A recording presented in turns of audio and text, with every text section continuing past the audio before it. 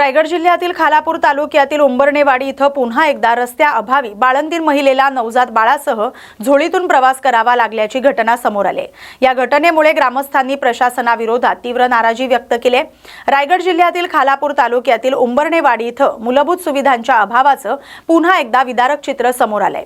काही दिवसांपूर्वी प्रसूतीसाठी गर्भवती महिलेला झोळीतून रुग्णालयात नेण्यात आलं होतं।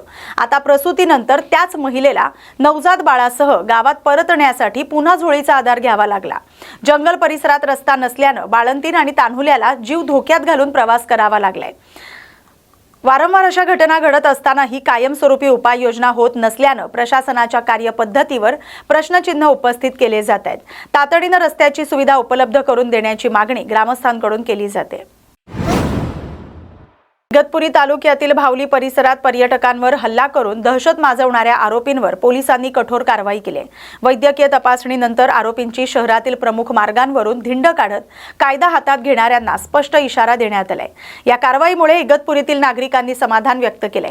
नाशिक जिल्हा हा कायद्याचा बालेकिल्ला असून कायदा आणि सुव्यवस्था बिघडवणाऱ्यांची कोणतीही गय केली जाणार नाही असा संदेश पोलिसांनी दिलाय। दरम्यान मुंबईत विरोधी पक्षनेत्या किशोरी पेडणेकर यांनी बेस्ट प्रशासनातील कथित भ्रष्टाचाराची सखोल चौकशी करण्याची मागणी केली। तसंच कुपर रुग्णालयातील गैरप्रकारांवर कठोर कारवाई आणि राज्यातील तरुणांना रोजगाराच्या अधिक संधी उपलब्ध करून देण्याची अपेक्षा व्यक्त केली। जळगावात राष्ट्रवादी काँग्रेसच्या अजित पवार गटाच्या बॅनरवर ज्येष्ठ नेते शरद पवार यांचा फोटो झळकल्याने राजकीय चर्चांना उधाण आले। या फोटोसाठी शरद पवार यांची परवानगी घेतल्याचा दावा जिल्हाध्यक्ष संजय पवार यांनी केलाय।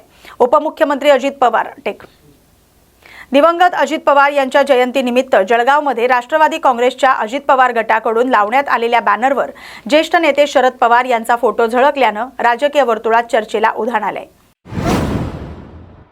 जालना शहरात अश्लील फोटो काढून बदनामीची धमकी देत पैसे आणि सोन्याचे दागिने उकळणाऱ्या ब्लॅकमेलर टोळीचा चंदनजिरा पोलिसांनी पर्दाफाश केलाय। या प्रकरणी एका महिलेसह तिघांना अटक करण्यात आले। लाखोंचा मुद्देमाल जप्त करण्यात आलाय। जालना शहरातील नवीन मोंढा परिसरातील एका 45 वर्षीय व्यक्तीला घर दाखवण्याच्या बहाण्याने बोलावून त्याचे अश्लील फोटो काढत बदनामीची धमकी देऊन पैसे आणि सोन्याचे दागिने उकळणाऱ्या टोळीचा चंदनजिरा पोलिसांनी पर्दाफाश केलाय। या प्रकरणात स्वतःला रील स्टार म्हणून ओळख निर्माण केलेली महिला, एका वृत्तपत्राचा संपादक आणि वकिलीचं शिक्षण घेणारा तरुण अशा तिघांना अटक करण्यात आले। आरोपींकडून 2 सोन्याच्या अंगठ्या, मोबाईल, 2 दुचाकी आणि रोख रक्कम असा एकूण 3,14,000 रुपयांचा मुद्देमाल जप्त करण्यात आलाय। बदनामीच्या भीतीने तक्रारदाराने सुरुवातीला तक्रार दिली नव्हती, मात्र पोलिसांच्या आवाहनानंतर तक्रार दाखल करण्यात आली आणि या तपासातून या टोळीचा पर्दाफाश झाला। दिनांक 13 जुलै रोजी एक घटना चंदनजिरा पोलीस स्टेशनला नोंद झालेली होती। गुन्हा दाखल झालेला होता। एका इस्मानी तक्रार केली होती की साधारणपणे 1 महिन्यापूर्वी त्यांच्यासोबत हा प्रकार घडलेला होता। एक महिला आणि तिचे 3 पुरुष सहकारी यांनी घर दाखवण्याच्या बहाण्याने तिला एका घरामध्ये नेलं होतं, घर दाखवलं होतं आणि घर दाखवण्याच्या बहाण्याने नेऊन त्यांना मारहाण करण्यात आली होती। त्यांचे अश्लील फोटो काढले होते आणि ते फोटो व्हायरल करण्याची आणि व्हिडिओ व्हायरल करण्याची धमकी देऊन त्यांच्याकडनं 3 अंगठ्या सोन्याच्या आणि काही कॅश लुटलेली होती, 75,000 रुपये लुटलेले होते। अशा प्रकारची त्यांनी फिर्याद दिलेली होती। यातलं वैशिष्ट्यपूर्ण आणि उल्लेखनीय बाब म्हणजे अशी आहे की आपण मागच्या महिन्यातच एक असा प्रकार उघडकीला आणलेला होता आणि त्यातले आरोपी अटक केलेले होते। आपण ती बातमी त्यांनी बघितल्यानंतर त्यांना थोडंसं धाडस आलं, नाही तर त्यांनी ते तक्रार दाखल करण्याचं सोडून दिलेलं होतं। परंतु ती बातमी ऐकल्यानंतर, सपना निकाळजींची बातमी ऐकल्यानंतर त्यांनी पोलीस स्टेशनला येऊन तक्रार दिली। ही तक्रार दाखल झाल्यानंतर माननीय पोलीस अधीक्षक संधू सर, माननीय अपर पोलीस अधीक्षक साळे सर यांनी चंदनजिराचे PI बाळासाहेब पवार साहेब यांना सूचना दिल्या होत्या गुन्हा उघडकीस आणण्याच्या।